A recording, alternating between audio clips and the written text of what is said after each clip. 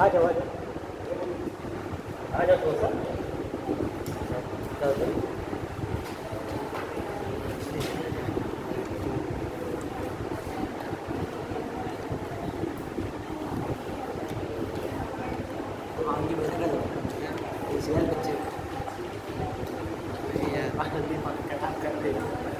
नहीं है, नहीं जाएगी।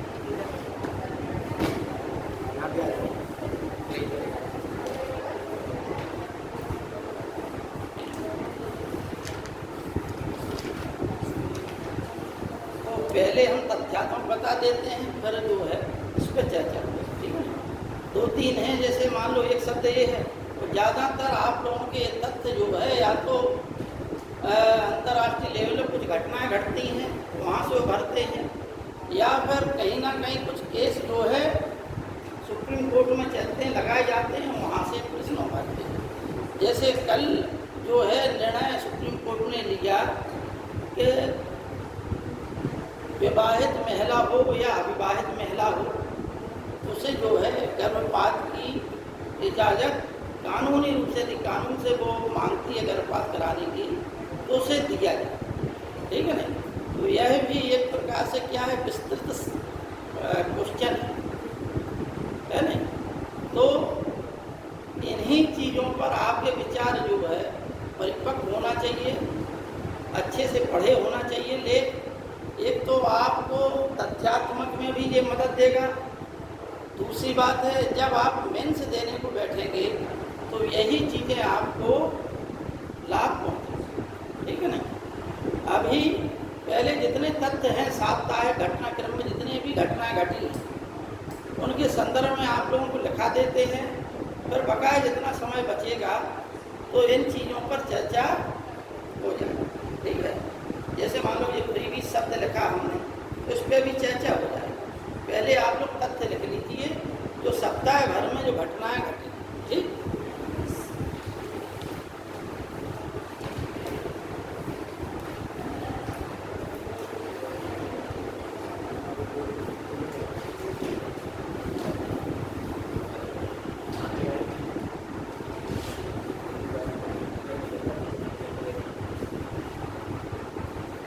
ये सप्ताह भर की घटनाएं लिखा रहेगा तुम लोग, ठीक है ना। जो सप्ताह के अंदर ऊपर होंगी उसकी हम व्याख्या कर देंगे, ठीक है ना।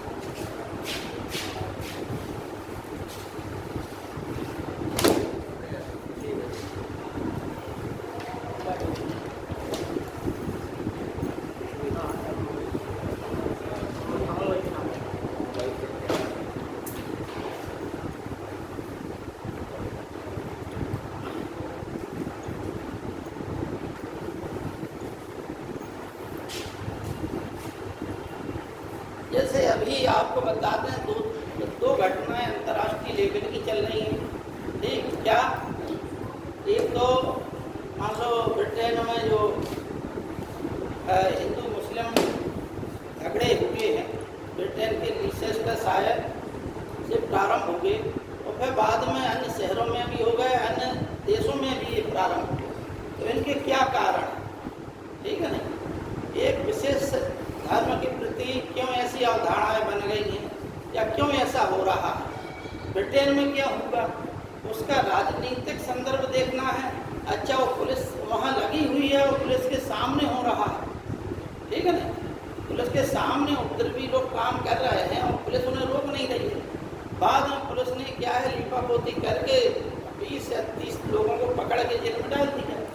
तो ये भी मतलब एक विस्तृत चर्चा का विषय है कि आखिरकार ऐसी क्यों बाध्यताएं ऐसी आई। अच्छा, तीसरी बात है, एक कौन क्या नाम था उसका, महसा अमीनी, यानी ईरान में जो एक करीब 20 साल की लड़की थी, उसकी जो है हिजाब नहीं पहनने के कारण उसकी हत्या कर दी गई। उसे जो है पुलिस ने 6 गोलियां मार दी, ठीक है ना। तो चूँकि ईरान में ये कानून के हिसाब से महिलाओं का हिजाब पहनना अनिवार्य है, तो यह भी मतलब जो स्त्रियों की स्वतंत्रता के संदर्भ में, अब क्योंकि ईरान के प्रत्येक शहर में आग लगी हुई है, जगह जगह जो है महिलाएं संघर्ष कर संदर्भ में, तो एक क्या है कि विस्तृत चर्चा के विषय, ठीक है नहीं, आपके इन्हीं में से कुछ तथ्य बन जाते हैं और कुछ ऐसे होते हैं जिन पर आपको मेंस में लिखना, इन पे होगी चर्चा बाद में। पहले जो तथ्य बने हैं, जैसे दादा साहब फाल्के पुरस्कार मिला है और भी तमाम नए CDS बन गए हैं, है नहीं, तो इन पर आप लोग जो साप्ताहिक घटनाक्रम में जो चीज़ें आई हैं वो आप लोग लिखें। जैसे नाम माडोल, जापान में शक्तिशाली एवं खतरनाक तूफान आया है, उसका नाम है नान माडोल, ठीक है नहीं। 162 पूरे समुद्री तूफान है, 100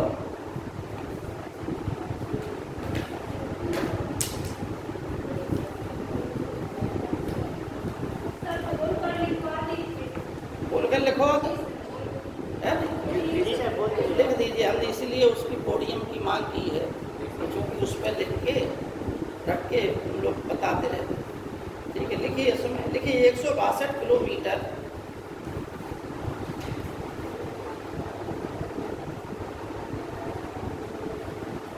प्रति घंटे।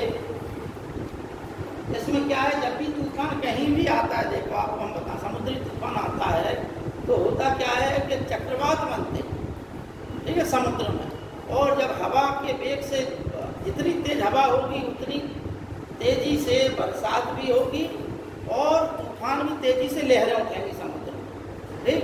तो इसकी जो है हवाओं की क्या है, 162 किलोमीटर प्रति घंटे की दर से हवाएं चली इस तूफान की वजह से, ठीक है। अगला लिखिए आप लोग, कविता चावला।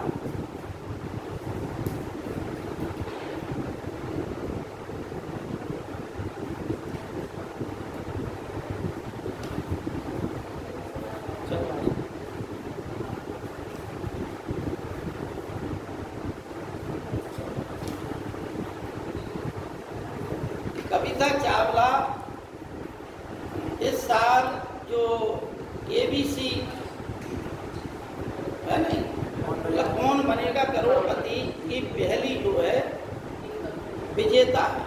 अब इसमें जो है 7 करोड़ कीमत हो गई है नहीं, 1 करोड़ की अपेक्षा 7 करोड़ कीमत हो गई है KBC की। तो 7 करोड़ की कीमत जीतने वाली पहली कंटेस्टेंट ये या पहली प्रतियोगी का नाम क्या है, कविता चावला, ठीक है। देखिए KBC की बस 2022 की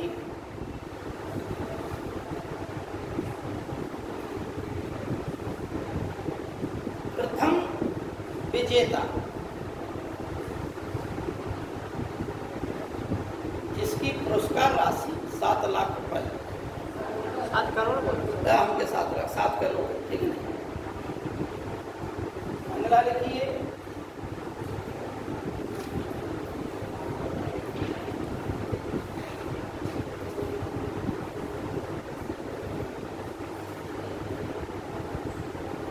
महापौर सम्मेलन 19 सितंबर 2022 को हो गए, ठीक है, महापौर सम्मेलन। इसका उद्घाटन प्रधानमंत्री नरेंद्र मोदी जी ने किया। देखिए, इसका उद्घाटन प्रधानमंत्री नरेंद्र मोदी ने किया। इसका आयोजन गुजरात की राजधानी गांधीनगर में होगा।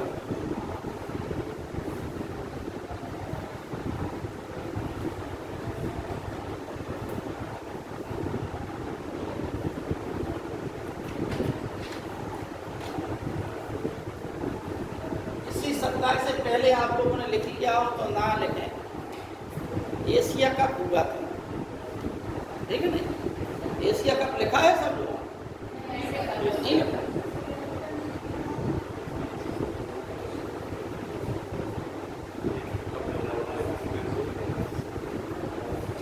देखिए, प्रत्येक 4 साल में एक बार होने वाला एक कप है क्रिकेट का, एशिया कप, जिसका विजेता जो है श्रीलंका है और उपविजेता पाकिस्तान।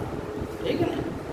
आपको तथ्य क्या लिखना है कि श्रीलंका 6वीं बार विजेता में आप लोग लिख लीजिए कि विजेता में श्रीलंका और उपविजेता में पाकिस्तान। ठीक, उसके नीचे लिखिए कि श्रीलंका ने 6वीं बार, मतलब इस कप को श्रीलंका 6 बार जीत चुका है, लेकिन सर्वाधिक बार इस कप को जीतने वाली टीम है भारत की, जिसने 7 बार इस कप को जीता है। तो यह तथ्य भी लिख लीजिए कि सर्वाधिक बार जीतने वाली टीम भारतीय है, जिसने 7 बार इस कप को जीता। ठीक है। और अबू धाबी की राजधानी कहाँ हुआ था? दुबई में हुआ था। ठीक है।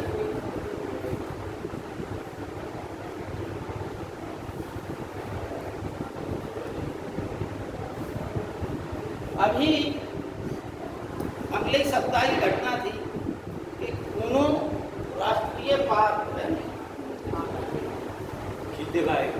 हाँ, मध्य प्रदेश के दिखाया है, दिखाया नहीं, करंट होती नहीं रहे।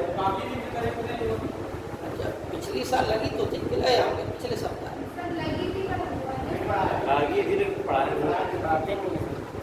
मध्य प्रदेश के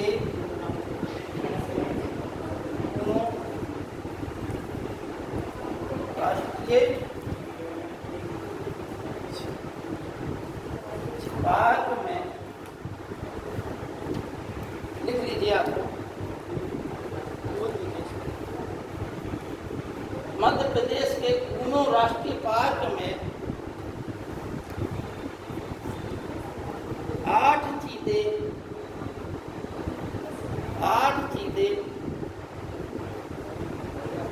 18 सितंबर 2022 को 18 सितंबर 2022 को भारत के प्रधानमंत्री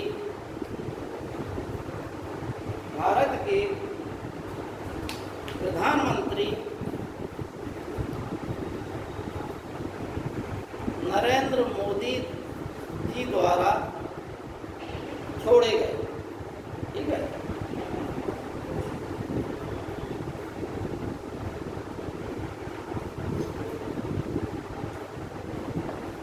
यह 8 चीते, यह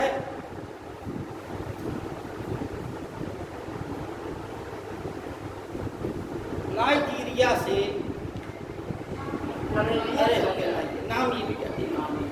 नामीबिया से लाए गए।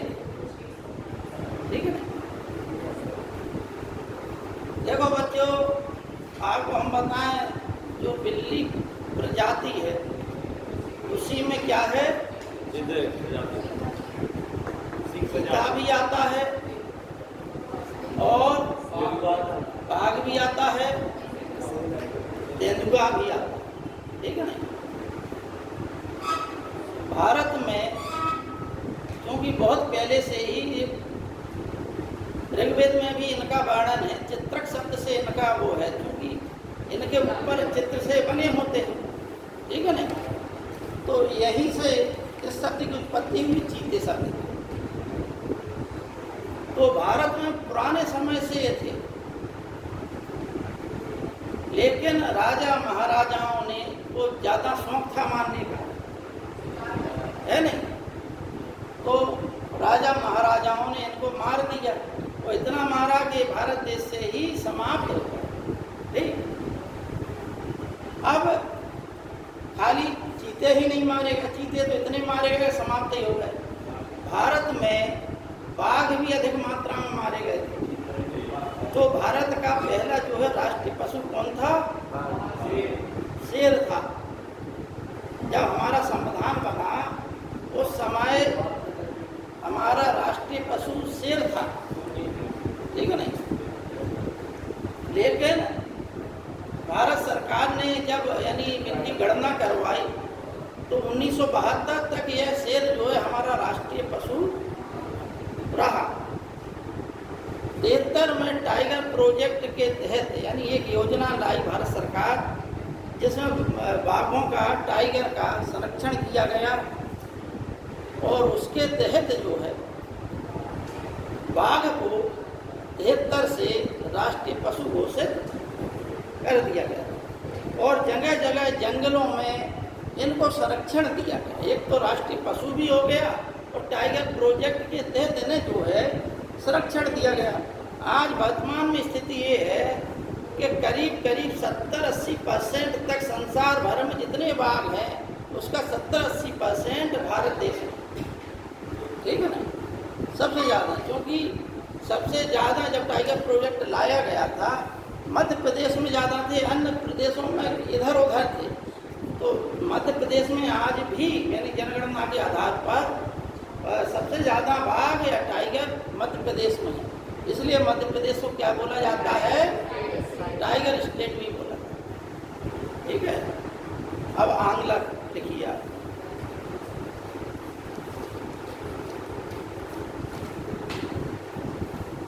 देखिए G20 सम्मेलन,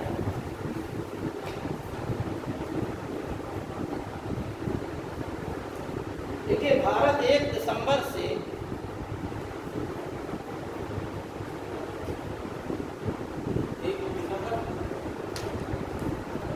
लिख लियो 30 नवंबर 2023 तक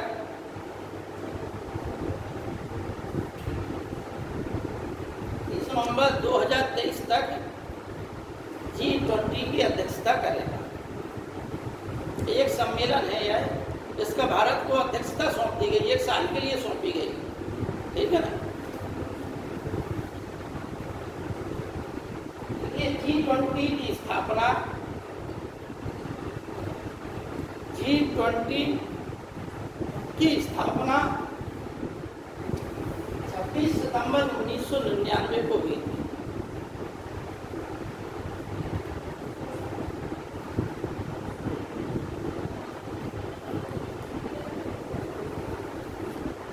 सितंबर 1999 को हुई थी, ठीक है। यानी इसमें यूरोप के भी देश सम्मिलित हैं, एशिया के भी देश सम्मिलित हैं और अफ्रीका के भी देश सम्मिलित हैं।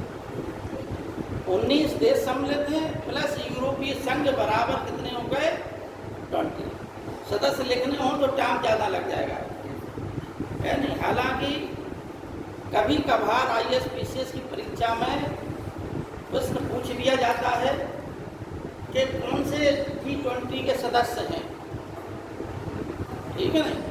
तो सदस्यों की संख्या 1, 2, 4 बार आपको पढ़ा होना चाहिए, ठीक है।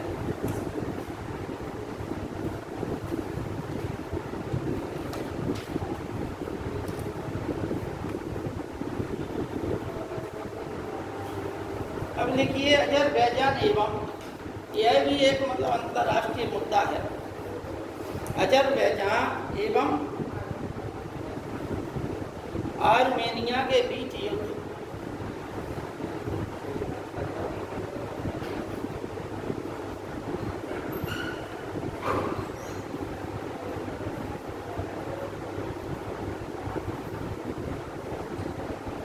देखिए इसका कारण है, आपने हेडिंग बना ली, ठीक है नहीं। देखो एक अजरबैजान एक मुस्लिम कंट्री है और यह सोवियत संघ के टूटने के कारण ये दोनों देश बने थे। अजरबैजान एक मुस्लिम कंट्री है जिसमें 90% के ऊपर बल्कि 93-94% मुसलमान रहते हैं, जबकि आर्मेनियाई देश में करीब 88% के आसपास ईसाई रहते हैं, ठीक। लेकिन अजरबैजान की दोस्ती इजराइल से है जो कि एक यहूदी राष्ट्र, और आर्मेनिया की दोस्ती जो कि एक ईसाई राष्ट्र है उसकी दोस्ती ईरान से है। तो इनके दोनों के बीच का कारण क्या है, एक क्षेत्र है, उस क्षेत्र का नाम लिखा है। उस क्षेत्र पर वह क्षेत्र अजरबैजान का है, लेकिन आर्मेनिया ने 1994 से उस पर अधिकार कर लिया। तो अजरबैजान ने अपनी एक सेना भेज दी, ठीक है नहीं, और उस क्षेत्र की रक्षा आर्मेनिया की सैन्य टुकड़ी कर रही थी। तो लड़ाई हुई, उस लड़ाई का कारण वही क्षेत्र था। उस क्षेत्र का नाम लिख लीजिए, कारण आप लिख लीजिए नागोर्नो काराबाख।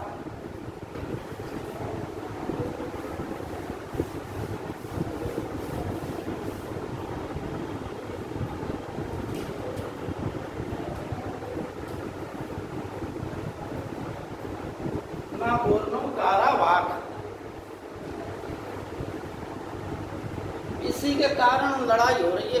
एक क्षेत्र का नाम है जो किसके है, तो क्षेत्र किसका, अजरबैजान का, लेकिन जिस पर आर्मेनिया अपना कब्जा किए हुए है, उस पर अपनी सैन्य टुकड़ी जमाए हुए है। तो अभी हाल ही में अजरबैजान ने अब अपना जो है सेना भेजी यहाँ पर, तो उसने बहुत सारा क्षेत्र इसका अपने कब्जे में कर लिया। लड़ाई का कारण सिर्फ यही था, नागोर्नो काराबाख। तो समझ में आ गई होगी आप लोगों को, ठीक है नहीं। ये इसमें एक चीज लिख लीजिए कि यह क्षेत्र, देखिए यह क्षेत्र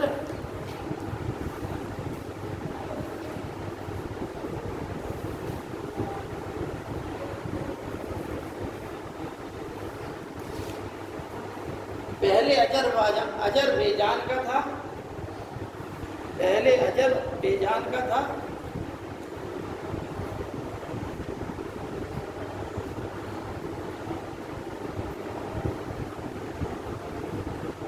लेकिन जिस पर आर्मेनिया ने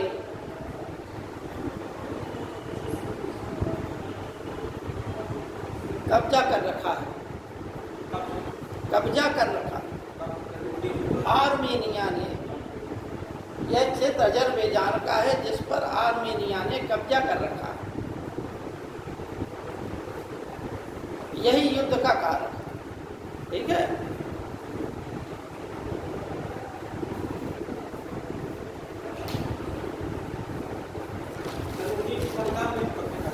हाँ बेटा, 94 से 1994।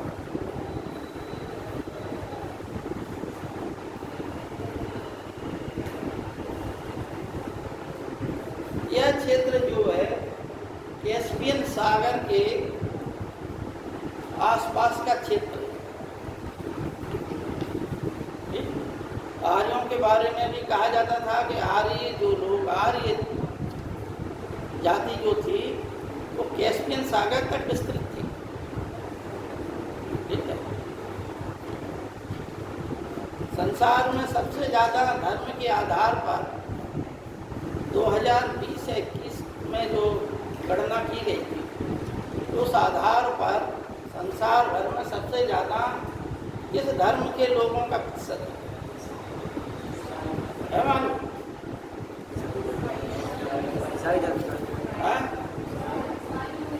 ईसाइयों का करीब करीब 31%, 31.5%, ठीक है। एक जगह हमने लिखा है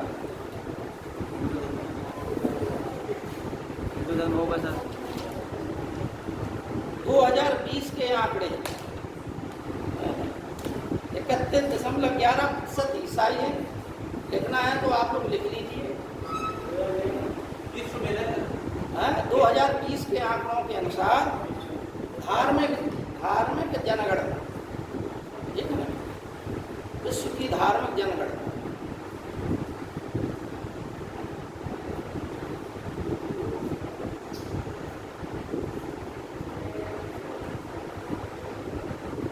एक क्रम में लिख लीजिए ईसाइयों के बाद मुसलमान, फिर जो है असंबद्ध लिख लीजिए, फिर लिखिए हिंदू, चौथे स्थान पे हिंदू हैं, फिर बौद्ध हैं, हिंदुओं के बाद 5वें स्थान पर, फिर अन्य आ जाते हैं, ठीक है। ईसाई जो है 31.11% है, 31. उसके बाद इस्लाम के अनुयायी हैं जिनकी संख्या जो है संसार भर में 24.90 है। तीसरे स्थान पर है असंबद्ध। ठीक, असंबद्ध का मतलब है कि जो किसी धर्म को नहीं मानते, ठीक है ना, उनकी जनसंख्या है 15.58%। हाँ, 15.58% और हिंदुओं की 15.16%।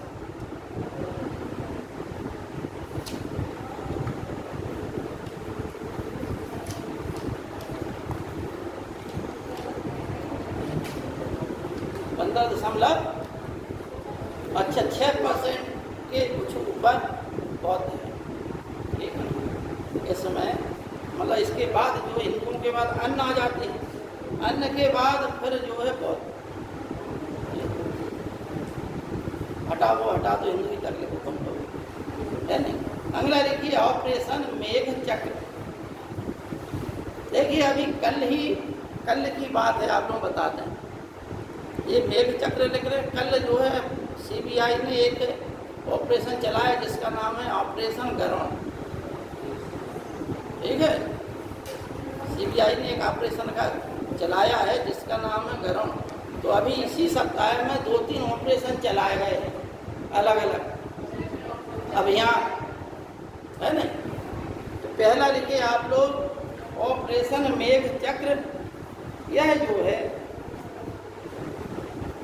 बाल यौन शोषण के खिलाफ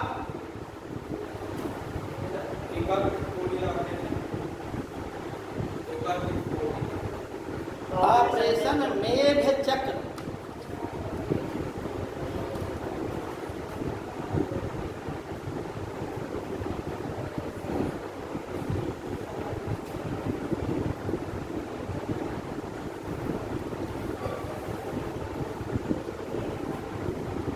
यह करीब उत्तर प्रदेश सहित भारत के 22 राज्यों में चलाया गया ऑपरेशन भारत सरकार के द्वारा, जिसमें ये किससे संबंधित है लिखिए, बाल यौन शोषण सामग्री के खिलाफ, बाल यौन शोषण सामग्री के खिलाफ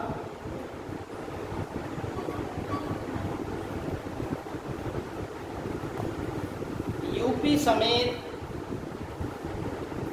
मतलब उत्तर प्रदेश और प्लस 21 अन्य राज्य, यानी टोटल 22 राज्य, यूपी समेत 22 राज्यों में सीबीआई द्वारा चलाया गया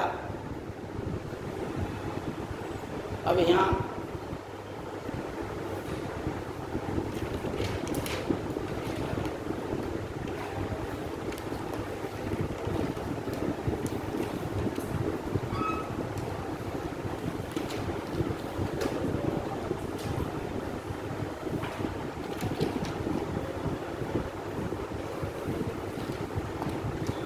एक ऑपरेशन गरुण और लिख लें आप लोग।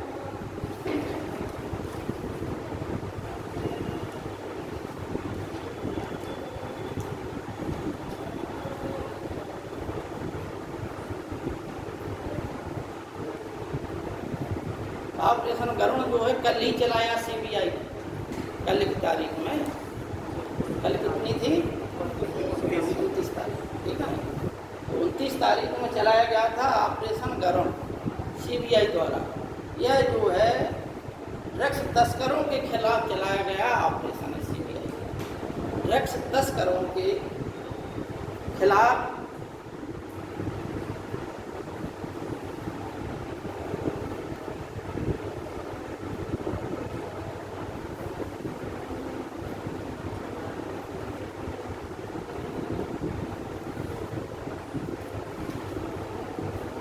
एक लिख लीजिए ऑपरेशन ऑक्टोपस, ऑपरेशन ऑक्टोपस।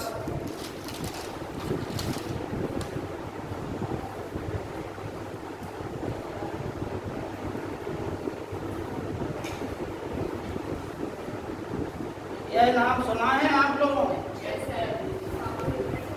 हाँ, पॉपुलर फ्रंट ऑफ इंडिया। तो हमने क्या बताया, ऑपरेशन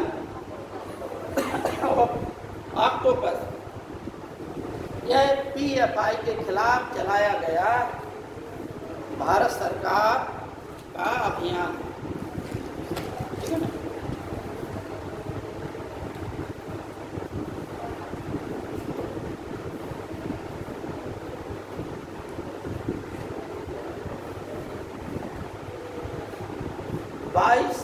नवंबर 2006 को PFI की स्थापना हुई थी। भारत सरकार ने कल ही इस पर प्रतिबंध लगा दिया, 5 साल के लिए लगा दिया प्रतिबंध।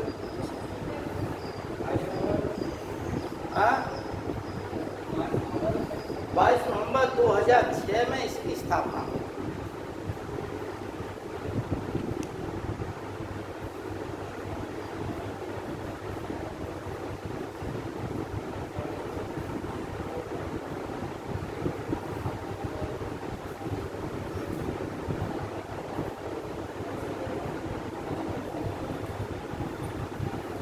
गृह मंत्रालय, भारत सरकार के गृह मंत्रालय ने 5 वर्ष के लिए इस पर प्रतिबंध लगाया और इसे गैर कानूनी संस्था घोषित कर दिया, ठीक है। अब भाई क्यों लगाया प्रतिबंध?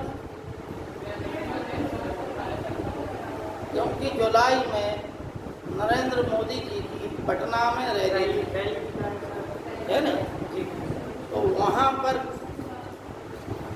संदिग्ध परिस्थितियों में कुछ लोगों को पकड़ लिया गया, उनसे जानकारी मिली और फिर उसकी जानकारी से अन्य जगह सूत्र जुड़ते चले गए और इस संस्था की ये जानकारी जब छापेमारी हुई इसके द्वारा, ऑपरेशन ऑक्टोपस के द्वारा, ठीक है नहीं, तब यह जानकारी हुई कि इसमें जो है अनेक अन्य जगह से देश विदेश से भी पैसा आ रहा है इस संगठन, और वो भी किसके खिलाफ? भारत सरकार के खिलाफ कार्य करने के लिए, ठीक है। इसलिए इस पर प्रतिबंध लगा। अगला लिखिए, रोजर फेडरर। रोजर फेडरर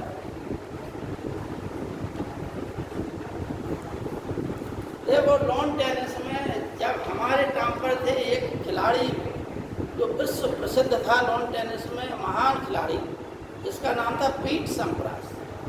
जब हम स्टूडेंट थे सिविल सर्विस तैयारी करते, लेकिन देखते ही देखते पीट सम्प्रास अपने समय के सबसे ज़्यादा एकल लॉन टेनिस के ग्रैंड स्लैम विजेता था, ठीक है ना। ग्रैंड स्लैम का मतलब है कि अनेक लॉन टेनिस की प्रतियोगिताएं होती, लेकिन 4 जो है लॉन टेनिस की प्रतियोगिताएं होती जिन्हें हम कहते हैं ग्रैंड स्लैम।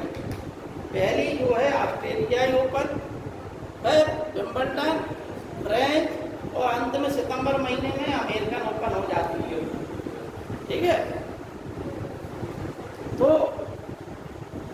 राफेल नडाल ने हम इनकी बता रहे हैं, रोजर फेडरर। तो रोजर फेडरर ने इन 4 टूर्नामेंटों में से करीब 20 जो है ग्रैंड स्लैम पुरस्कार, तो एक ही की कीमत जो है हमारी भारतीय मुद्रा में करोड़ों अरबों की होती है, भारतीय मुद्रा तो डॉलर में होती है। ये लोग मतलब अगर व्यक्ति कोई भारतीय अगर जीत जाए तो ये समझिए कि वह जो है अरबपति हो गया एक ही बार पुरस्कार जीतने का। जैसे हमारे देश की सानिया मिर्जा हैं, महेश भूपति हैं और लिएंडर पेस, लेकिन इनमें से तीनों में से किसी ने एकल नहीं जीता, ठीक है ना। ये सब या तो मिश्रित जीतते रहे या युगल जीतते रहे, इनमें से किसी ने नहीं जीता, लेकिन फिर भी यह जो है उनको जीतने के बावजूद भी यह अरबपति हो गए। तो अब आप कल्पना कीजिए कि जिस व्यक्ति ने 20 जीते हो, इनके पास खुद का हेलीकॉप्टर, इनके पास खुद की अपनी व्यवस्थाएं, इतनी मतलब जो है। इसलिए हम देखिए, हम तो बता दें अभी एक मुद्दा है पिछले मतलब जो है उसमें करंट अफेयर्स में लगेगी अगर हमारी उस क्लास, तो हम आपको एक और मुद्दा पढ़ाएंगे, वो है ताइवान का किस्सा। ठीक है ना, कि ताइवान को पुराने समय में फार्मोसा कहा जाता था और वहाँ पर चीन में कैसे चला चक्र, जो हम आज जो साम्यवादी कहते हैं जिन्हें हम, जो सरकार चीन में है साम्यवादी सरकार 1949 में यह सत्ता में आई थी और निजीकरण की भावना और आधुनिकीकरण की भावना चीन में 1970 के दशक में आई थी। समझना बात को, वो भी संघर्ष कर रहे थे, हम भी संघर्ष कर रहे थे, लेकिन चीन ने एकाएक प्रगति की और हम अपने देश में आपस में ही एक दूसरे की टांगें खींचते रहे। जो भी प्रगति थी वो किस में चली गई, घोटालों में चली गई। हम लोग क्या है कि देश के विकास को अपना विकास समझने लगे कि यदि हमारा विकास हो गया तो देश का विकास हो गया। इसलिए ना तो हम लोगों ने कोई खेल नीति बनाई है हमारे देश में, और तो और जब मान लो जैसे तैसे राष्ट्रमंडल गेम्स मिले हमारे देश को, तो उसमें भी हर चीज़ में घोटाला हो गया।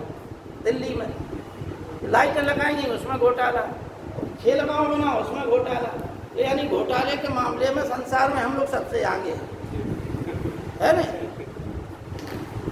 चीन जो है 70 से शुरुआत किया आधुनिकीकरण की दौर में, और आज जो है संसार में दूसरा नंबर का सबसे शक्तिशाली देश बन गया। और हम जो है आज ऐसी स्थिति में है कि हमारी आज अर्थव्यवस्था मजबूत है, लेकिन आंतरिक स्थिति में हम आज भी घरेलू स्तर पर कहीं ना कहीं हम आज भी उलझे। देखिए आप बच्चों, आप लोगों को हमेशा बताया कि शांति काल जो होता है उसी में विकास होता है हर देश में। चीन में क्या है कि एक पार्टी एक व्यक्ति का शासन चलता है, तो चीन ने विकास कर लिया। आज चीन जो है कि ओलंपिक में दूसरा या पहले स्थान पे आ रहा, और हम एक पदक अगर स्वर्ण पदक जीत लें तो ये समझिए कि वह व्यक्ति जो है हमारा हीरो बन जाता है। हम ये गर्व महसूस करते हैं। एक टाइम तो ये था कि हम ओलंपिक से खाली हाथ आते थे, और शुरुआत में जब ओलंपिक शुरू हुए तो शुरुआत में सिर्फ जो है हॉकी में लेके आते थे हम, क्योंकि उस समय एक व्यक्ति महान था हमारे देश में जिसका नाम था ध्यानचंद, ठीक है नहीं। लेकिन उस व्यक्ति को मरने के बाद भी सम्मान नहीं दिया गया। ध्यानचंद को मरने के बाद भी आज तक भारत रत्न नहीं दिया गया, जबकि विदेशी लोग, विदेशी शासक बुला रहे थे। हिटलर ने तो उसकी क्या है कि उसके ऊपर शक कर लिया कि भाई इसमें जो है कोई जादू है, या जुम्मा के गोल आ जाती है तो सीधा गोल ही तो जाती है नहीं। तो हिटलर ने क्या किया, स्टिक बदलवा दी, क्या तुम इससे खेलो हमारी से। तो लेकिन जो खिलाड़ी है वो खिलाड़ी है, उसने उससे भी गोल दनादन किया, ठीक है ना। तो उसी के दम पे 3 ओलंपिक तो हमने जीते ही हैं, लेकिन टोटल हमने जो है करीब कितने जीते, 6 लगातार जीते हमने गोल्ड मेडल। इसके अतिरिक्त गोल्ड मेडल हमने बहुत ही कम जीते ओलंपिक में, है नहीं। अब हम कभी बताएंगे ओलंपिक का इतिहास। तो कहने का मतलब ये है कि हमारे देश में खेल की नीति नहीं बनी। देखो बच्चों, एक चीज़ और है कि यदि देश में जो शासक है यदि सही नीतियां बनाए, तो जो हमारे देश में इतना मतलब जनसंख्या है, जनसंख्या भूगोल में जन संसाधन है, ठीक है नहीं। आप भी एक साधन हैं, आपको यदि साधन के रूप में उपयोग किया जाए तो आप बहुत कुछ कर सकते हैं।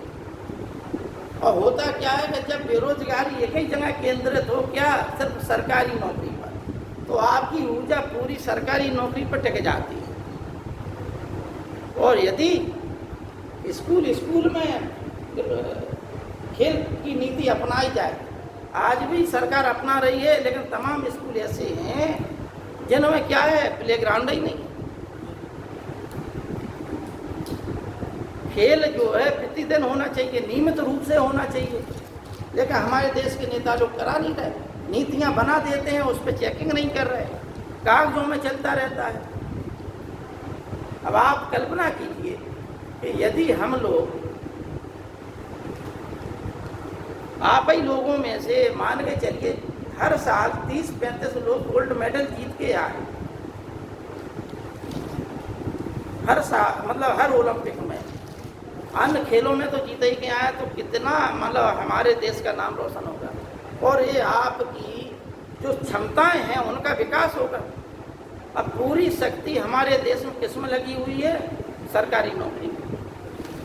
पूरे बुंदेलखंड में कहीं भी देखो सबसे ज़्यादा खनिज संसाधन है, सबसे ज़्यादा बिजली बुंदेलखंड में बन रही है, लेकिन बुंदेलखंड में आज तक किसी नेता ने इस चीज़ पर ध्यान नहीं दिया कि यहाँ पर इंडस्ट्री खड़ी की जाए। भागो पूना की और सूरत की ओर हमेशा सब लोग भागते हैं। पूरा बुंदेलखंड, चाहे मध्य प्रदेश का बुंदेलखंड हो या उत्तर प्रदेश का बुंदेलखंड, आज भी अभी कल मुख्यमंत्री जी ने एक घोषणा की है उत्तर प्रदेश के बुंदेलखंड क्षेत्र के लिए। कौन सी? बाघ भारत उत्तर प्रदेश में एक जो है बुंदेलखंड क्षेत्र में स्थान घोषित नहीं किया, क्षेत्रफल घोषित कह दिया, कल घोषणा की है। उसमें रानीपुर एक राष्ट्रीय उद्यान बनाया जाएगा जहां पर बाघों को संरक्षण दिया जाए। अब बताइए मतलब हम लोग कितने पिछड़े हुए बुंदेलखंड में। यही वो है कि हम लोग सभी क्षेत्रों में विकास नहीं कर पा रहे। आज हम इंडस्ट्री में इसलिए लाभ ले गए क्योंकि IITians हमारे देश में अच्छे निकल रहे हैं, तो उनकी प्रतिभा के आधार पे हम संसार में कब्जा किए हुए हैं और अपने देश में भी अन्य चीज़ों में टेक्नोलॉजी में हम आगे। ठीक उसी प्रकार से जो टेक्नोलॉजी की एक चीज़ है सेमीकंडक्टर। जैसे चीन और ताइवान के बीच में जो है युद्ध का कारण, ताइवान संसार का 60% के ऊपर सेमीकंडक्टर निर्यातक देश है। अब आप लोग पढ़ के आना, अगले बार चर्चा होगी कि सेमीकंडक्टर जितने भी रक्षा आधुनिकीकरण के चीज़ें हैं, उपकरण, उनमें सब में सेमीकंडक्टर ताइवान से निर्यात किया था। यहाँ तक कि अमेरिका जैसा देश भी ताइवान से लेता है। अगले उस वक्त पढ़ाएंगे। अभी जो और करंट अफेयर्स की चीज़ें रह गई हैं वो लिखिए बात।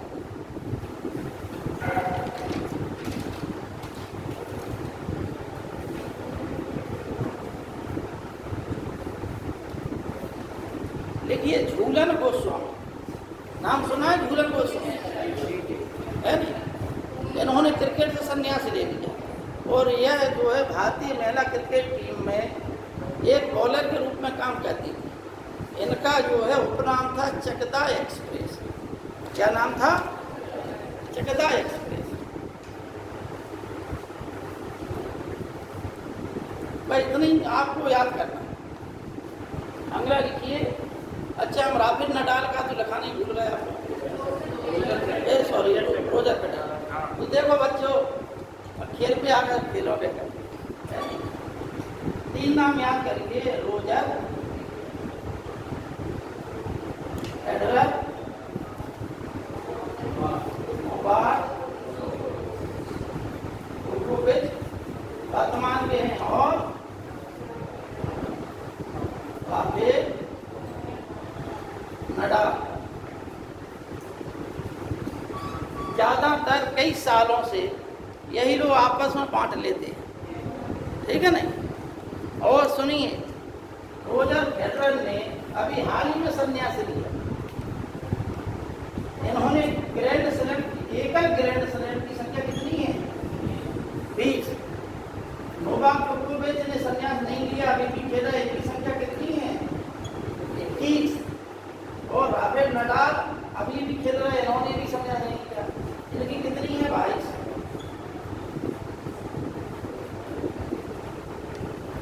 ठीक है।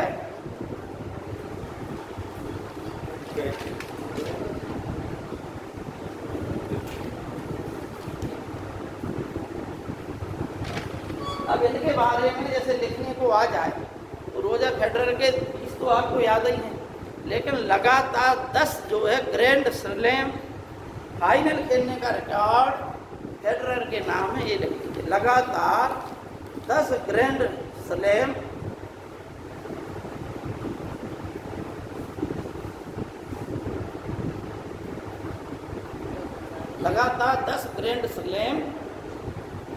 फाइनल खेलने का रिकॉर्ड, विश्व रिकॉर्ड लिखिए, विश्व रिकॉर्ड रोजर फेडरर के नाम हैं।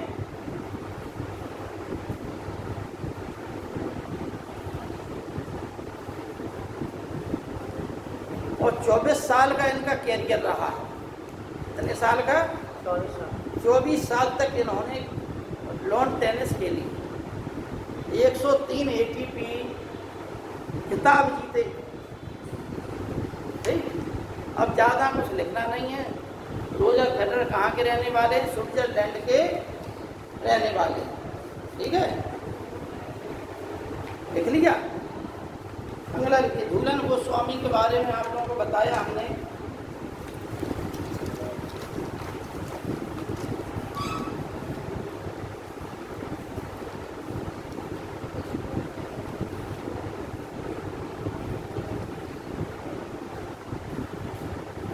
इन्हें क्या कहा जाता है? जगदा एक्सप्रेस।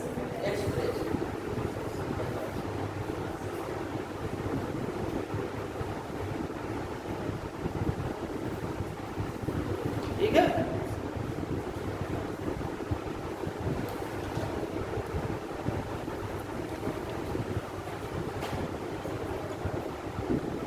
यूएस ओपन लिखा है तुम लोगों का? क्यों नहीं लिखा? यूएस ओपन में लिखिए एकल पुरुष और एकल महिला।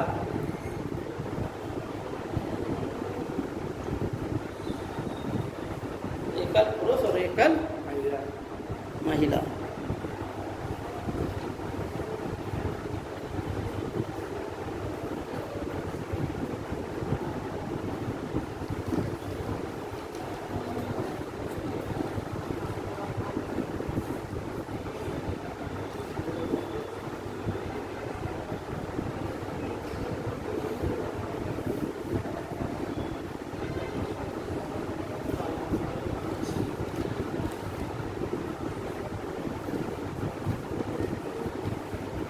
पुरुष एकल इस बार का यूएस ओपन का किसने जीता? कार्लोस अलकराज ने। और महिला ईसा स्वीटेगन ने। ठीक है ना?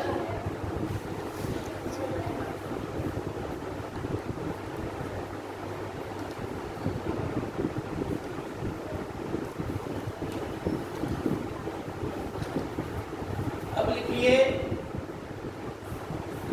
68वां दादा साहब फाल्के पुरस्कार 2022।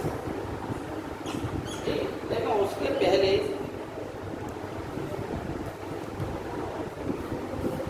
उसके पहले एक दो चीज़ें और लिख लें आप लोग।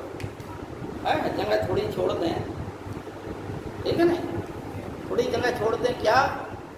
कि देखिए, चंडीगढ़ एयरपोर्ट का नाम क्या नाम हो गया?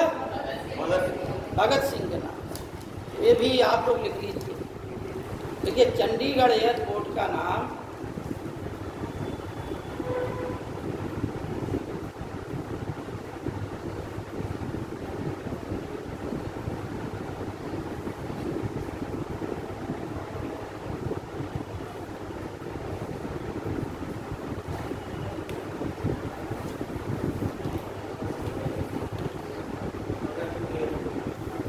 भगत सिंह एयरपोर्ट रख दिया। ठीक। अच्छा, उसी प्रकार से अयोध्या में एक चौराहा है, उसका नाम क्या रख दिया गया? लता मंगेशकर चौक। ठीक है ना? इसने उत्तर प्रदेश के मुख्यमंत्री योगी आदित्यनाथ जी ने, लिख लीजिए, ये भी लिख लीजिए। क्या नाम? हाँ, ये लता मंगेशकर चौक लिख लीजिए अयोध्या में बस।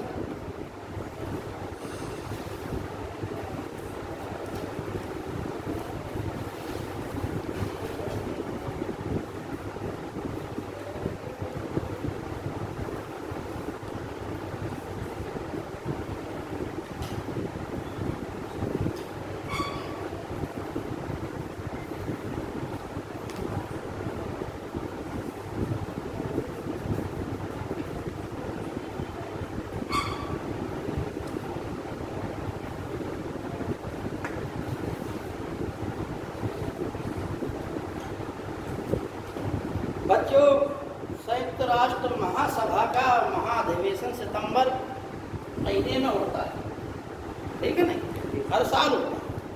इसमें भारत के विदेश मंत्री एस जयशंकर प्रसाद ने अपना संबोधन दिया था अभी, कब 27 सितंबर 2022 को।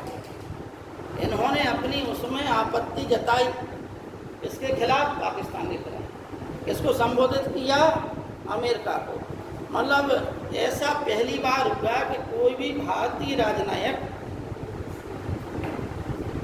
उसी देश में घुसकर उसी देश को कुछ खरी खोटी सुनाए, ठीक है क्या? क्योंकि F-16 एक लड़ाकू विमान है जो पाकिस्तान के पास है, और यह विमान, ठीक है, क्या नाम है उसका? F-16। क्या नाम है? F-16। यह विमान भी अमेरिका ने एक समय पहले पाकिस्तान को दिया था।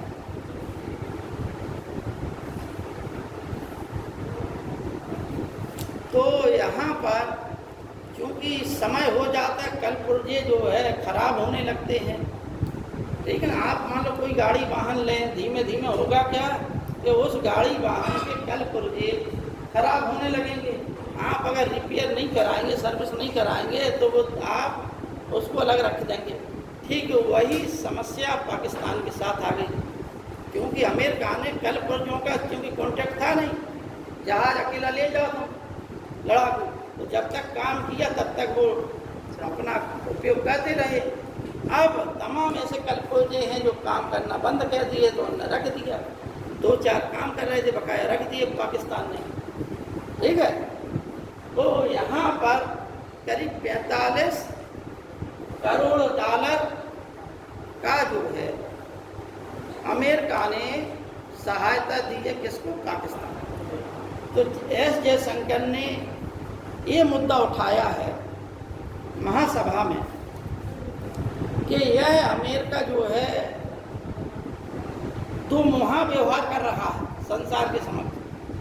संसार भर को पता है कि पाकिस्तान को जो रुपए दिया जा रहा है 45 करोड़ डॉलर की जो सहायता राशि दी जा रही है, उस सहायता राशि का प्रयोग पाकिस्तान F-16 के लिए करेगा या अन्य चीज़ों की गतिविधियों के लिए करेगा। विशेषकर जो आतंकवादी घटनाएं हैं, उन आतंकवादी घटनाओं में वृद्धि के लिए ही पाकिस्तान अन्य देशों से सहायता राशि लेता है और उसका उपयोग आतंकवादी गतिविधियों में करता है।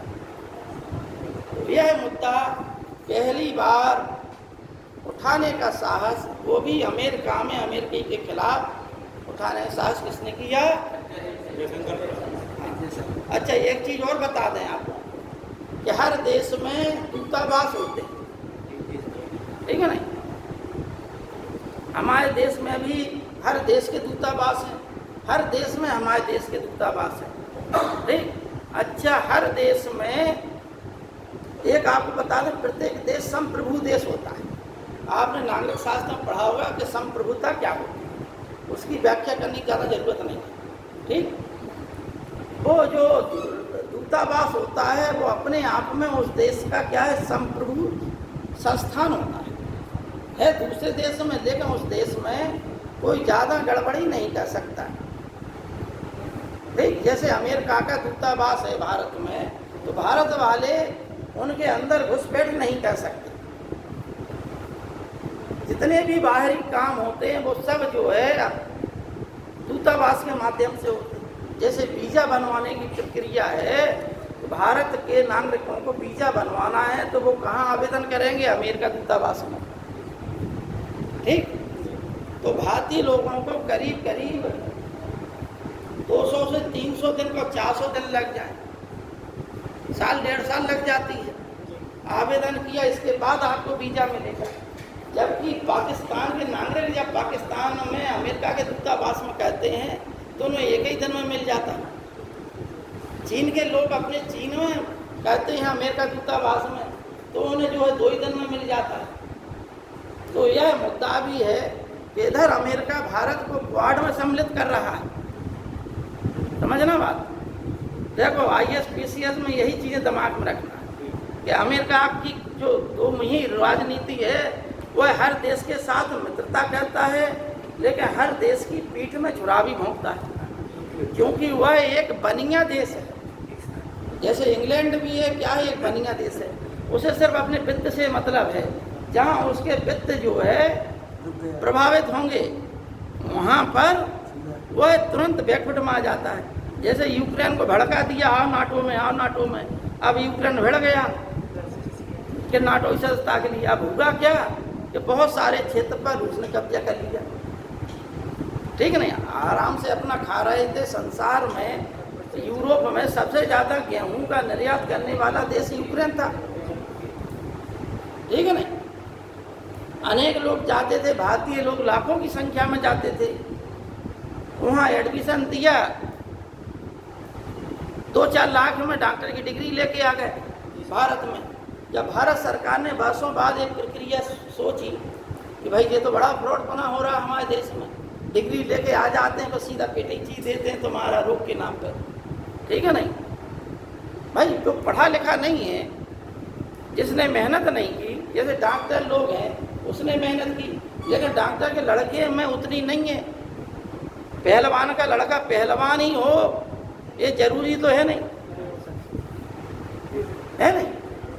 उसी प्रकार से प्रोफेसर का लड़का प्रोफेसर ही हो ये भी जरूरी नहीं। कभी कभी का माता पिता प्रोफेसर हो, लड़का महापागल पैदा हो जाए, है नहीं, अगला पगला पैदा हो जाता है। क्या है, जीन्स की वजह से होता है तो सब, है नहीं। तो हम काय की बात बता रहे थे? हाँ, वीजा की बात बताए थे हम, यूक्रेन की बात बताए थे। तो यूक्रेन में लोग बाग जाते थे, वो डिग्री ले आते थे डॉक्टरी की। हुआ क्या फिर, तो भारत सरकार ने जब देखा कि तमाम ऐसे डॉक्टर बन के आ रहे हैं और दूसरे देश से डिग्री ले आते, डॉक्टर बन जाते हैं, अस्पताल खोल लिए, सब कुछ, तो भारत सरकार ने एक तो अपने देश में प्रतियोगी परीक्षा होती है, फिर एक उनकी भी प्रतियोगी परीक्षा आयोजित करा दी कि तुम बाहर से डिग्री तो ले आए, लेकिन आपकी डिग्री तभी मान होगी जब आप इस परीक्षा को पास कर दो। वो एक अलग परीक्षा होती है उन्हीं के लिए जो डिग्री होल्डर होते हैं विदेशों से। और आपने तो चूंकि भारत देश में जो परीक्षा दी गई है, तो आप अगर डॉक्टर एक बार बन गए, पढ़ाई पूरी कर ली, तो फिर आपको कोई और परीक्षा नहीं देनी। लेकिन जो बाहर से डॉक्टरी पढ़ के आते हैं उन्हें भारत में एक परीक्षा देनी होती है, उसमें 19-20% ही पास हो पाते हैं, 80% फेल हो जाता है।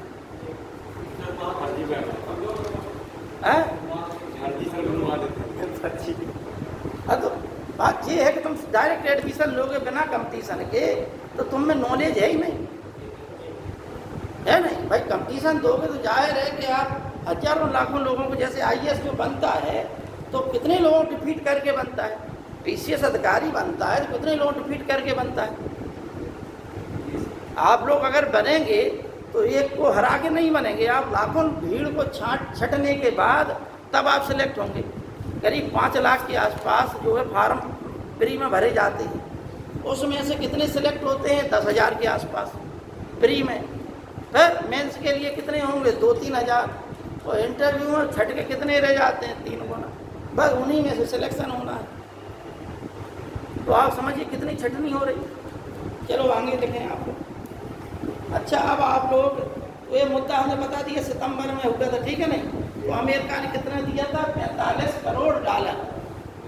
ठीक है, समझ में आ गई बात? अब लिखिए आप लोग दादा साहब फाल्के पे आ जाए। तो दादा साहब फाल्के पुरस्कार अभी जो है आज जो है राष्ट्रपति द्वारा किनको दिया जाएगा? आज 1 तारीख को आशा पाल। ठीक, कब का दिया जाएगा? ये हम तो ये लिखते हैं 68 में दादा साहब फाल्के 2020 का। हाँ, हम बता रहे हैं आप लोगों को इसकी कहानी। 1969 में पहला दादा साहब फाल्के पुरस्कार, ध्यान से सुनना तुम लोग, 1969 में पहला दादा साहब फाल्के पुरस्कार किसको दिया गया था? देविका रानी रोरो, ठीक है नहीं?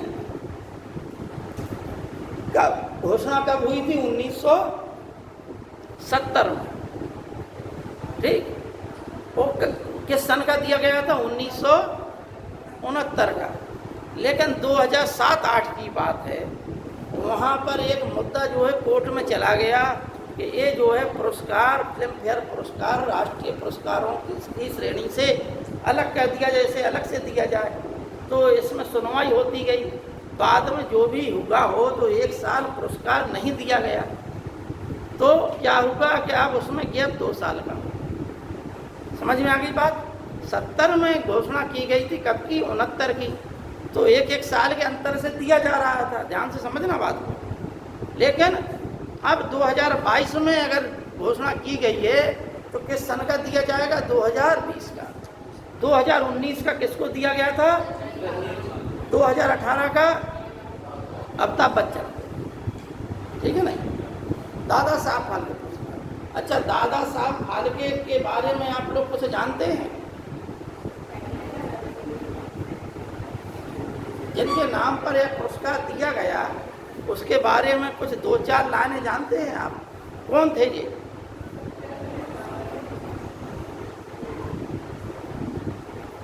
पूरा नाम हम भी भूल गए, इनका पूरा नाम था दादा साहब फाल्के। तो जो है फाल्के गोविंद नाम था इनका, गोविंद फाल्के करके नाम था इनका, गोविंद महादेव फाल्के ऐसे ही कुछ था। इनका जन्म जो है महाराष्ट्र के त्र्यंबकेश्वर में हुआ था, नासिक में पड़ता है जो, वहाँ हुआ था, ठीक। कब हुआ था? 1870 में हुआ था। अब यह एक ब्राह्मण परिवार में इनका जन्म हुआ था।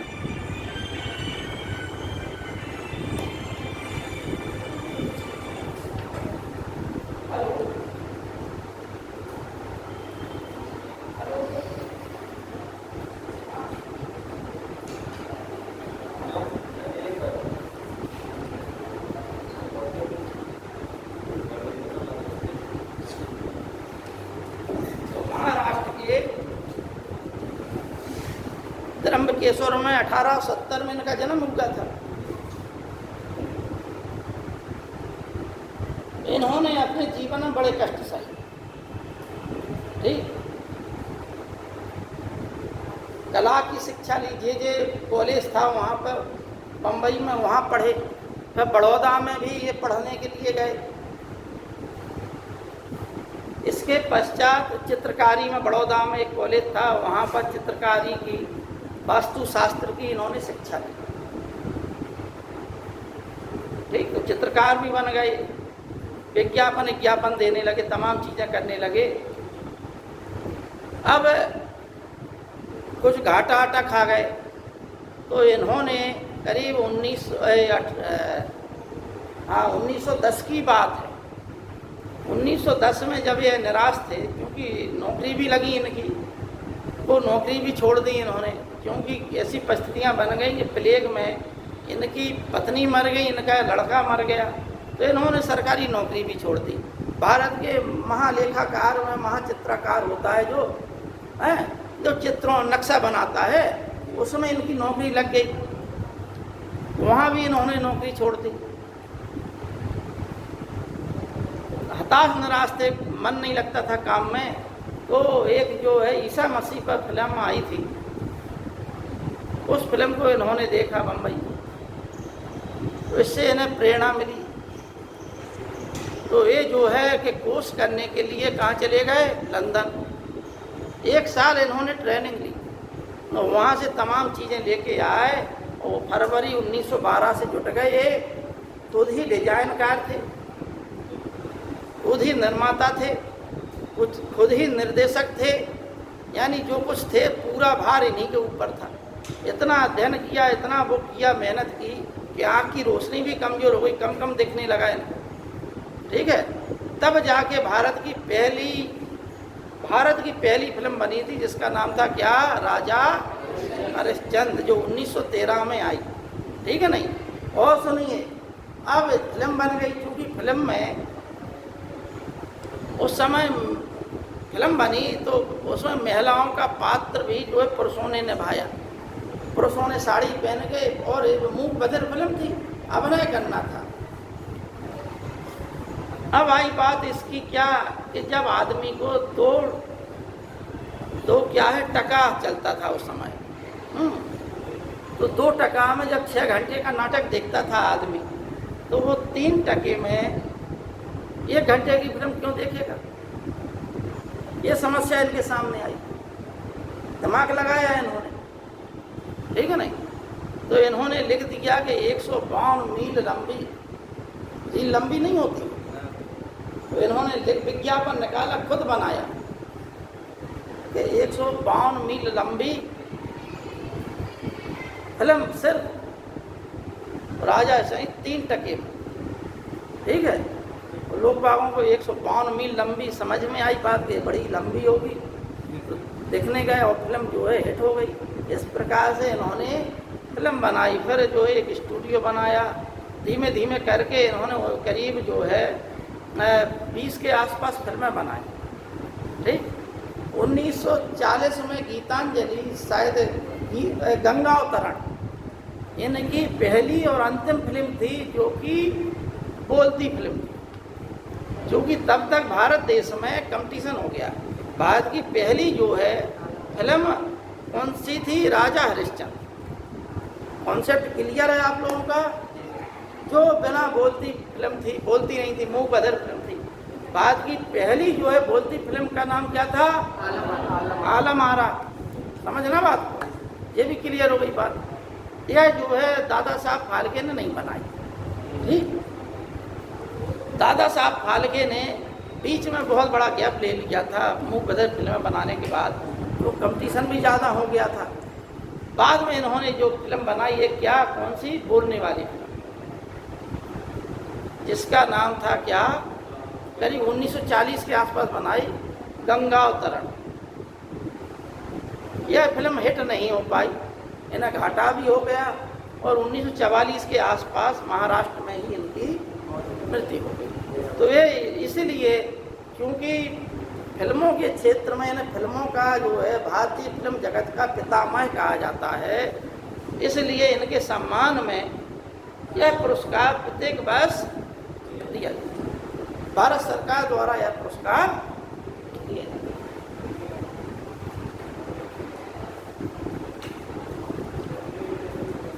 आशा पारेख का लिख लिया आपने, ठीक है ना? आशा पारेख का जो है बम्बई में जन्म हुआ था, या गुजराती परिवार की थी।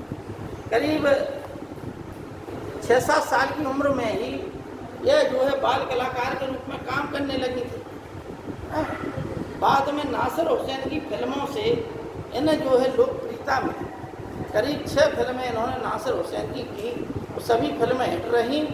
और आप लोग फिल्मों के नाम जानते ही हैं आशा पारेख की, आगे कुछ बताने की ज़रूरत है। यह जो है अविवाहित, मतलब आजीवन अविवाहित रहे, इन्होंने विवाह नहीं किया। विवाह का कारण एक बार इनसे किसी पत्रकार ने पूछा कि आपने विवाह क्यों नहीं किया, जबकि आपके पास तो सैकड़ों ऑफर आते थे, अनेक युवकों के ऑफर आते थे। तो इन्होंने कहा कि जिस समय मतलब वो अपने कैरियर में थी, एक शादीशुदा व्यक्ति से इन्हें प्रेम हो गया, लेकिन वह जो है इनका परिवार नहीं तोड़ना चाहती थी, इसलिए उन्होंने निर्णय किया कि हम आजीवन ही अविवाहित रहें, ठीक है। आशा पारेख का। अब एक शब्द है भारत जोड़ो अभियान, भारत जोड़ो यात्रा है, पता तुम लोग? कांग्रेस के अध्यक्ष राहुल गांधी द्वारा एक नाम लिखिए, अनिल चौहान। हाँ, लिख लीजिए आप लोग, लिखा रहेगा।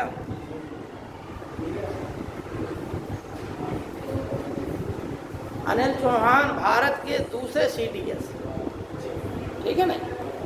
भारत के दूसरे CDS। अच्छा, CDS का फुल फॉर्म सबको मालूम है? हाँ, वेरी गुड, ठीक है ना? अब लिखिए यान की यान कौन सा शब्द है? ये अभी चल रहा है सब, ठीक है, सुना है ना?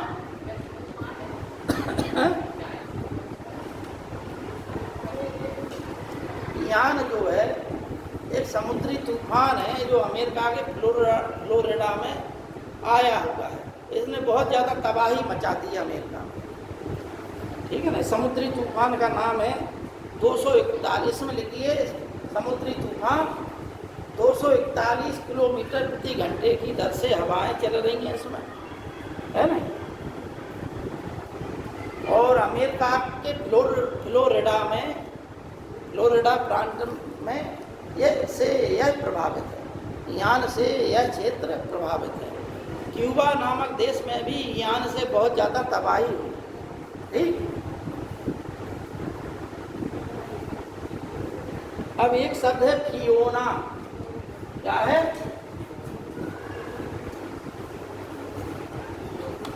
यह भी एक समुद्री तूफान का नाम है। यह उत्तरी अमेरिका के प्यूर्टो रिको नामक देश में आया है, ठीक है नहीं। उत्तरी अमेरिका के देश प्यूर्टो रिको में यह आया।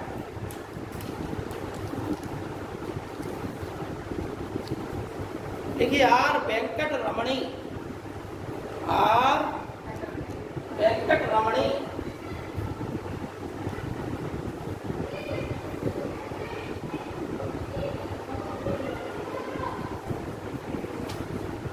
आर वेंकट रमणी भारत के अगले अटॉर्नी जनरल या महान्यायवादी, ठीक है नहीं, चुने गए। अच्छा, अभी एक शब्द और चल रहा है भाई, गायों में एक रोग फैला हुआ है, लंपी वायरस, ठीक है नहीं। उत्तर प्रदेश सहित भारत के कई राज्यों में अनेक गायों की मौत हो चुकी है, कई हजार गायों की मौत हो चुकी है। इसमें क्या कारण है? लंपी वायरस के लक्षण क्या है?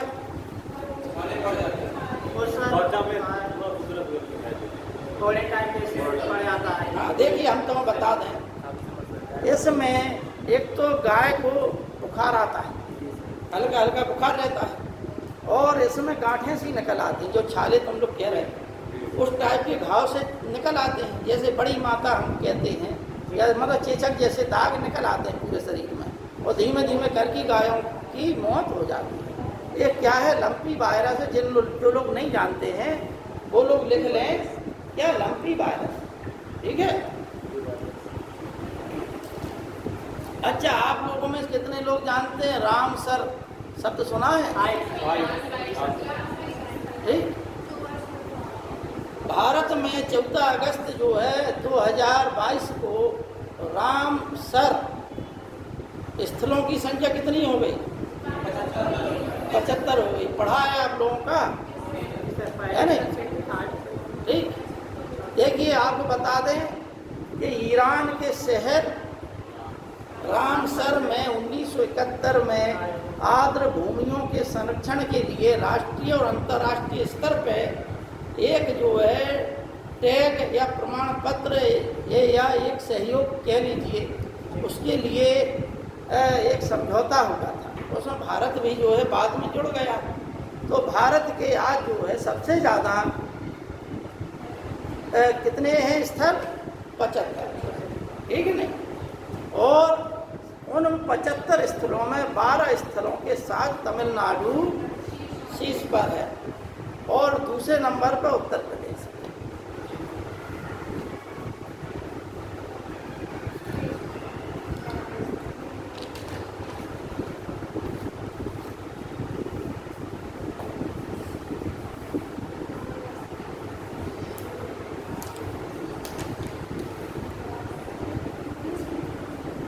देखिए बच्चों, अभी मतलब कल ही की बात है, गरबा जो नृत्य है उसको यूनेस्को ने अपने में समाहित कर लिया है और उसे एक धरोहर के रूप में स्वीकृति दे दी। तो गरबा यूनेस्को में सम्मिलित हो गया। ठीक है ना। यूनेस्को का मुख्यालय पता होगा ही आप सबको, पेरिस में, है नहीं।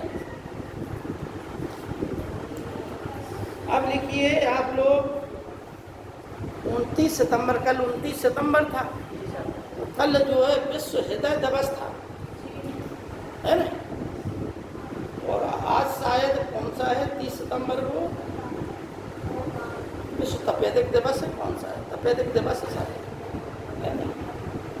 तो इसमें इसकी थीम है, थीम लिखिए आप लोग, जो हृदय दिवस की थीम है 2022 की,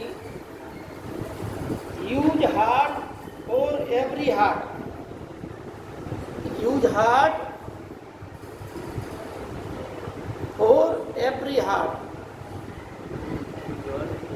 use heart for every heart. ठीक, यह जो है विश्व हृदय दिवस प्रत्येक साल 2000 सन 2000 से मनाया जा रहा है। किस कब से मनाया जा रहा है? सन 2000 से। अब भाई एक चीज़ और है कि सबसे ज़्यादा भारत हृदय रोगी भारत देश में, ठीक है ना। अभी हाल ही में आप लोगों ने घटनाएं पढ़ी होंगी कि भारत में बड़ी बड़ी प्रसिद्ध जो लोग क्या है कि व्यायाम कर रहे हैं, बिल्कुल स्वस्थ हैं बाहर से, फिर भी हार्ट अटैक से मर जाते, ठीक है ना। एक हमारे मित्र थे, हम अपने मित्र की बता दें घटना, ठीक है। ग्वालियर में हमारे साथ पढ़े, पैथोलॉजिस्ट हो गए थे, हैं, और ऊँच में तैनात थे। वो कहीं शादी से आए तो उरई में उन्हें लगा, उन्हें घबराहट सी महसूस हुई, दर्द नहीं हुआ, घबराहट सी महसूस हुई, हल्का सा दर्द हुआ। तो उन्होंने कहा कि चूँकि अस्पताल वालों से परिचित होते हैं, तो वो जिला अस्पताल उरई में चले गए। वहाँ पे उन्होंने अपने साथियों से कहा कि भाई हमें थोड़ी हार्ट में दिक्कत सी महसूस हो रही है। तो उन लोगों ने बताया कि भाई ऐसा है, कह रहे चिरौरिया महाराज का चक्कर में पड़े, तो बैठो अभी दिखवा देते हैं डॉक्टर साहब, आप चाय पानी तो पियो जब तक, अब डॉक्टर साहब फ्री नहीं है। तो चिरौरिया साहब को कुर्सी में बैठा दिया और वो चाय मंगाने के लिए किसी चपरासी को भेज दिया। चाय आई और चिरौरिया साहब जो है उसी कुर्सी पे बैठे रह गए, ठीक है ना। अब क्या होगा, ये साइलेंट अटैक था।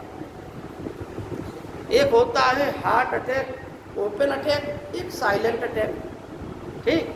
अब अटैक क्यों पड़ रहा है, देखिए हार्ट अटैक की आपको हम बता दें। हमारे शरीर में धमनियाँ होती हैं और सिराएं, समझना बात, ठीक। जो हार्ट है ये ऐसे चल रहा है हार्ट, तो इसमें भी क्या है, आर्टरीज यानी धमनियाँ भी काम कर रही हैं, सिराएं भी काम कर रही हैं। धमनियों से खून आता जाता है, सिराओं से अशुद्ध खून आता जाता है, ठीक। तो शुद्ध खून किस में जाता है, धमनियों में, ठीक है नहीं। अब सिराएं होती हैं ऊपर, धमनियाँ होती हैं नीचे। मुख्य काम धमनियों का भी होता है। होता क्या है कि हम लोगों का जो खान पान है, भारतीयों का खान पान पे हम लोग ध्यान नहीं देते, ठीक। हमें पता नहीं चलता, हम लोग ये जानते हैं हम स्वस्थ हैं, लेकिन होता क्या कि अंदर अंदर कैलोरी जमा होती रहती है। वो धमनियों में, शरीर में जमा होती रहती है और धमनियों में भी जमा होती रहती है। फिर एक समय ऐसा आता है कि जब, चूँकि हार्ट तो उसी वेग से पंप कर रहा है, जितना खून उसे निकालना उतना ही निकाल रहा है, तो होता क्या है कि उन धमनियों में ही खून नहीं जा पाता है, खून जाने में दिक्कत होती है, इसलिए अटैक की संभावना हो जाती है। और बड़े बड़े जो मतलब डेली एक्सरसाइज कर रहे, सब कुछ कर रहे, होता क्या है कि उनकी धमनियों में कहीं ना कहीं कोलेस्ट्रॉल जमा होता है, धीमे धीमे इकट्ठा हो जाता है और वो एक दिन घातक रूप धारण करता है। जैसे एक जो है राजकुमार थे दक्षिण भारत के, अभी इसी बस एक्सपायर हुए, ठीक। इसके पहले एक टीवी कलाकार था, क्या नाम था उसका, सिद्धार्थ मल्होत्रा, सिद्ध मल्होत्रा काय के लिए और था, क्या नाम था, सिद्धार्थ नाम था, हाँ सिद्धार्थ शुक्ला। तो सिद्धार्थ शुक्ला की भी, अच्छा अभी हाल ही में राजू श्रीवास्तव की भी जो मतलब भारत के प्रसिद्ध कॉमेडियन थे। भारत में स्टैंड अप कॉमेडियन का काम जो है भारत में शेखर सुमन ने शुरू किया। ठीक है नहीं, आप लोगों को आश्चर्य होगा कि हम राजू श्रीवास्तव की बात में शेखर सुमन की बात कर रहे हैं। शुरुआत किसने की थी? शेखर सुमन। ठीक है नहीं, स्टैंडिंग का मतलब खड़े होकर कॉमेडी करना, समझना बात। लेकिन इसको फेमस किसने बना दिया? राजू श्रीवास्तव। ठीक, हालांकि कलाकार बनने के लिए, अभिनेता बनने के लिए बम्बई गए थे और जब उन्हें फिल्में नहीं मिली तो ऑटो रिक्शा चलाते रहे और काम ढूंढते रहे। ठीक है नहीं, एक आध दो फिल्में मिली। पहली फिल्म तेजाब थी इनकी, हैं, लेकिन जॉनी लीवर भी उस फिल्म में थे, अन्य लोग थे। इनके काम को नहीं सराहा गया और अन्य लोगों के काम को सराहा गया, तो ये पीछे होते चले गए। करीब इन्होंने अपने जीवन काल में 16 फिल्में की। राजू श्रीवास्तव कानपुर के रहने वाले थे। ठीक है, इनके पिताजी कविताएं लिखते थे। इनका ननिहाल जो है उन्नाव में पड़ता है। वहीं पर जो है एक नाई था जिसका नाम था गजोधर, जो ये नाम लेते थे गजोधर, यादव और कहीं संकटा, ये सब उनके ननिहाल या कानपुर के आसपास के क्षेत्र थे। ठीक है नहीं, इनका नाम ले लेके क्या वो क्या कॉमेडी बनाते थे। तो राजू श्रीवास्तव का 40 दिन संघर्ष किया और एक्सरसाइज करते हुए ही अटैक पड़ गया था। ठीक है नहीं, इसलिए भारत में सबसे ज़्यादा, संसार भर के सबसे ज़्यादा मरीज करीब 60%, संसार भर के 60% मरीज भारत देश में हार्ट के। कारण है कि हम लोग फास्ट फूड खाते हैं, हम लोग नियमित रूप से चेकअप नहीं कराते हैं, है नहीं, इसलिए ये समस्याएं आती हैं। बच्चों कुछ तथ्य और रह गए हैं लेकिन समय ज़्यादा हो रहा, थोड़ा सा हम थियोरिकल बता दें, अगले टर्न पे आएंगे तो पिछले टर्न का भी लिखा देंगे आपको जो आज रह गया है, और 2-4 तथ्य रह गए हैं। थोड़ी सी इस पर थोड़ी 5 मिनट की चर्चा कर लीजिए। ठीक है ना,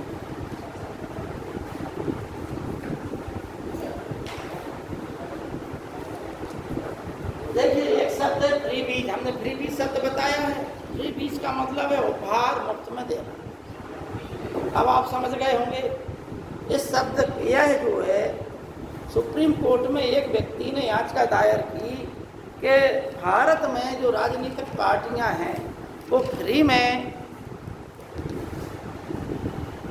इतनी योजनाएं करती हैं जिससे भारत का जो वास्तविक विकास होना चाहिए, राज्यों का विकास होना चाहिए, जो पैसा जनता के कल्याण में लगना चाहिए, वो जो है जो पार्टियां जीत जाती हैं वो अपने चुनावी वादे में इन मुफ्त की रेवड़ियां बांटने में जो घोषणा करती हैं और बाद में अपने जो बजट आता है राज्य का या देश का बजट, वो उन रेवड़ियों को बांटने में लगा देते हैं। ठीक है नहीं, जिससे देश का विकास नहीं हो पाता है। तो इसके पक्ष में भी तर्क हैं और इसके विपक्ष में भी तर्क हैं। ठीक, अब आप लोग ज़्यादा बोर हो रहे हो तो अब अगले टर्न पर पढ़ा। जी सर।